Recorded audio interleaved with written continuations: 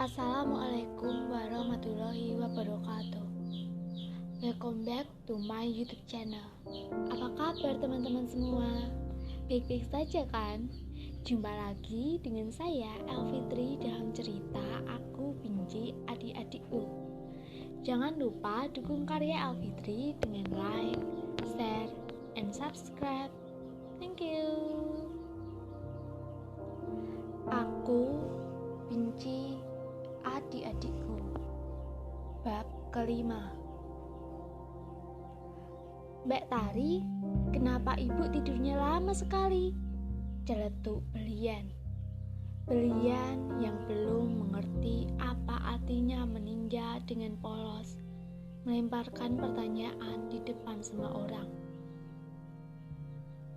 Bapak dan ibu sedang naik haji, Lian, sahut bule Kartika. Naik haji itu apa, Uni? Tanya Berlian.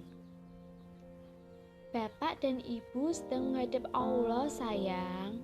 Nanti suatu saat kita akan berkumpul kembali di sana, sahutku. Kalau begitu, Berlian ikut kumpul bapak dan ibu sekarang saja, Mbak, sahut Berlian. Suci dan murni yang mendengar ucapan polos Berlian semakin menangis. Begitu juga dengan para tetangga. Berlian yang kurang kasih sayang orang tua harus menghadapi kenyataan pahit, kehilangan mereka berdua. Mbak Tari, Berlian ingin ikut bapak dan ibu sekarang naik haji, rengek Berlian. Tak terasa air mataku kembali menetes. Tangguh tertawa. Kamu kalau ikut bapak dan ibu ya harus mati dulu, ucapnya. Mati? Berlian bertanya kepada kakak laki-lakinya itu. Iya, kalau kamu ingin ikut bapak dan ibu, kamu harus mati dulu. Apa itu mati? Tanya Berlian. Aku berusaha menghentikan ucapan tangguh, tetapi adik keenamku itu tidak bisa diajak kompromi. Mati itu jadi pocong, nanti pakai kain putih, lalu ditali, ucap Tangguh. Tangguh membicarakan kematian, seolah kematian itu adalah sebuah lelucon. Aku tidak menyangka jika ingatan Tangguh begitu tajam.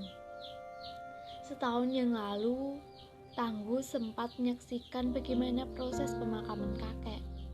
Hingga apa yang dia lihat dan dengar masih terngiang di benaknya. Pocong itu setan ya, Kak Tangguh? Tanya Berlian lagi. Beberapa orang yang berada di sekitar kami menahan tawa, meskipun sembari menangis. Iya, pocong itu setan, sahut Tangguh. Lian tidak ingin bapak dan ibu menjadi setan, wah. Berlian tiba-tiba meronta. Dia menangis kencang. Bule Kartika berusaha meraihnya, tapi Berlian tidak mau. Adik bungsuku itu justru melepaskan diri dari dekapanku dan berlari ke arah jenazah bapak dan ibu. Aku berusaha dengan erat mendekap adik bungsuku tersebut. Tenaganya sangat luar biasa, hingga aku susah untuk menahannya. Aku tidak ingin Berlian membuat kekacauan saat berhasil memeluk tubuh bapak dan ibu. Dengan dibantu para tetangga, aku terpaksa membawa Berlian menyingkir dari rumah. Aku gendong Berlian ke rumah Bu Ase, tetangga terdekat kami. Aku titip adik-adik, Bule, ucapku kepada Bule Kartika saat aku masuk ke rumah Bu Ase. Bu Ase ikut pulang ke rumah. Dia berusaha menghentikan aku menggendong Berlian, tetapi Berlian tidak mau. Lian tidak ingin bapak dan ibu menjadi setan, Mbak. Wah. Tidak ada yang menjadi setan, Lian, ucapku. Aku langsung memelototi Tangguh yang dari tadi mengikutiku. Gara-gara dia, Adiknya menangis histeris. Mas Tangguh, katakan sama Lian, jika Mas tadi berbohong kan? Titahku. Iya Lian, Mas bohong. Maksud Mas, jika Lian mati, nanti Lian akan bertemu dengan setan, ucap Tangguh. Katanya dan bapak dan ibu mati, berarti mereka akan bertemu dengan setan juga kan? Wah, kembali lagi Lian menangis. Seorang bapak-bapak datang mendekat. Dia berusaha memberikan minuman untuk Lian, tetapi Berlian tidak mau meminumnya. Suruh minum ini Tari, adikmu biar bisa tenang, ucap bapak-bapak tersebut sembari menyodorkan air putih kepadaku karena Berlian tidak mau meminum dari tangannya. Aku menerima minuman tersebut karena menghormati orang yang telah memberikan. Biasanya kepercayaan orang-orang di desa kami, jika memiliki masalah hanya cukup meminum minuman yang sudah diberi doa-doa, maka hati akan menjadi tenang. Namun aku sendiri tidak tahu apakah minuman ini akan mujarab kepada Berlian atau tidak. Setidaknya aku dengar apa kata mereka. Siapa tahu apa yang mereka katakan benar. Bau, bau, teriak Berlian saat aku memaksanya untuk meminum minuman tersebut.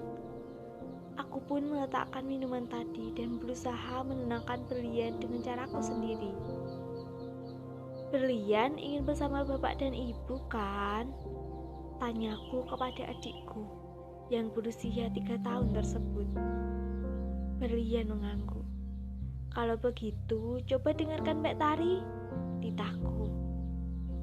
Adik bungsuku itu kembali mengangguk, meskipun tidak bisa menghentikan isak tangisnya. Jika Berlian ingin bertemu dengan bapak dan ibu, Berlian harus jadi anak yang baik, nurut sama Mbak Tari dan kakak-kakak Berlian yang lain, ucapku. Tangguh juga akan jadi anak yang baik kok Mbak, salah Tangguh. Pinter, Mbak yakin jika kalian pasti bisa menjadi anak-anak yang baik dan penurut, ucapku. Berharap apa yang aku katakan bisa membuat mereka sedikit tenang. Dan ternyata usahaku tidak sia-sia. Berlian berhenti dari menangis. Kamu bisa menitipkan Berlian di sini, Tari, titah Bu Ase. Biar Tangguh yang menemani Berlian. Teman-temanmu dari SMA kelihatannya datang untuk mengucapkan bela sungkawa. Aku tidak bisa membiarkan Berlian di sini, Bu. Aku takut merepotkan, ucapku. Tidak merepotkan kok, Tari. Biar Berlian sama aku aja, ucap Bu Ase. Terima kasih, Bu, ucapku. Namun aku tetap tidak ingin menitipkan Berlian dan Tangguh kepada orang lain dalam situasi seperti ini. Aku tidak ingin berpisah sedetik pun dengan mereka, karena mereka amanat dari Bapak untukku akan menjaganya. Para guru dan teman-teman sekolah berdatangan untuk mengucapkan bela sungkawa. Sedikit rasa simpati dari mereka membuatku sedikit merasa terhibur. Ini ada sedikit uang dari sekolah dan dari teman-temanmu, ucap Pak Nardi, wali kelasku sembari mengulurkan amplop warna coklat. Terima kasih Pak, ucap sahutku. Aku berharap setelah musibah yang menimpa orang tuamu, kamu masih bisa sekolah, Tari, ucap Pak Nardi.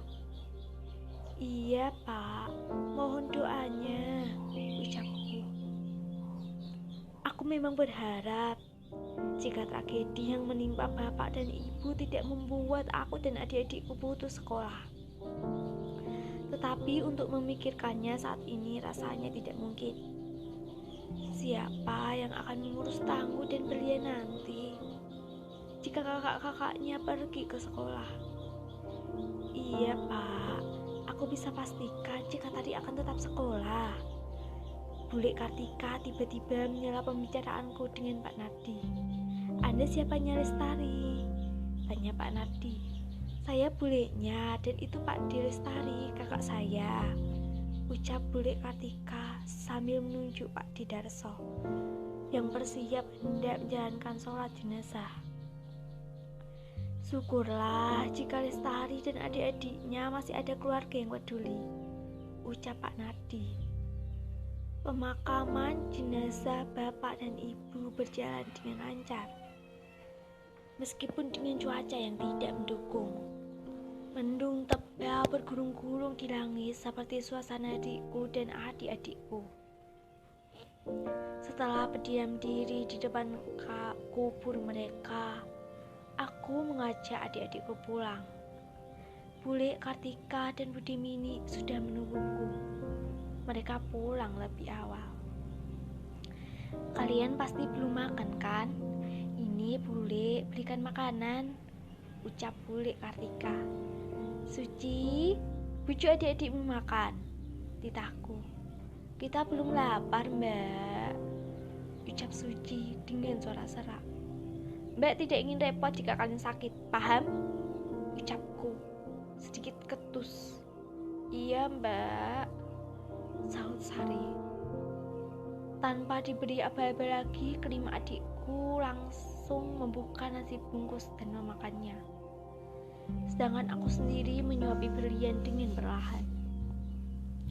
"Kalian boleh sedih, tapi jaga kesehatan. Kalian dengar?" ucapku kepada adik-adikku, seperti sedang mengintimidasi. "Iya, Mbak," sahut mereka. "Lestari, Bule ingin bicara," ucap Bule Kartika. "Apa, Bule?" sahutku. "Besok kalau kamu sekolah boleh pulang pergi dari rumah Bule," ucap Bule Kartika. "Maksud Bule, kamu dan adik-adikmu untuk sementara akan menjadi tanggung jawab Bule," ucapnya. "Tidak bisa, Lestari dan adik-adiknya akan tinggal bersamaku," ucap Budi Mini. "Kamu kan sudah punya Irwan dan Erwin, Mbak. Aku yang tidak punya anak," ucap Bule Kartika. "Makanya nikah yang serius, jangan jadi simpanan orang melulu," ucap Budi Mini. "Astagfirullah, Mbak. Kenapa Mbak Mini berkata seperti itu di depan anak-anak?" ucap Bule Kartika. "Kenyataannya seperti itu kan? Kamu ingin memberi makan keponakanmu dengan uang haram. Mbak gak mau tahu. Untuk sementara, Lestari dan adik-adiknya biar tetap tinggal bersama Mbak, minimal sampai 7 hari kematian mereka," ucap Budi Mini. "Oh, berarti Mbak Mini hanya ingin merawat mereka hingga 7 hari kematian Mas Hirman saja. Setelah itu Lestari dan adik-adiknya akan Mbak telantarkan?" tanya Bule Kartika. "Aku hanya ingin menemaninya saat berduka. Sama 7 hari pasti mereka sudah bisa tenang. Lagi pula ada yang harus diurus oleh kakakmu, masalah hutang piutang Hirman," ucap Budi Mini. "Lalu kenapa Mbak tidak membiarkan aku untuk merawat mereka? Urus saja hutang piutang Mas Hirman. Aku tidak akan masalah," ucap Bule Kartika. "Aku kan sudah bilang, aku tidak ingin keponakanku makan dari uang harammu. Benarkah itu, Mbak? Atau Mbak dan Mas Darso punya rencana yang lain?" tanya Bule Kartika mengintimidasi. "Sudah, Bude, Bule. Lestari tidak akan tinggal dengan siapapun. Lestari akan tetap tinggal di rumah ini bersama adik-adik," ucapku tegas.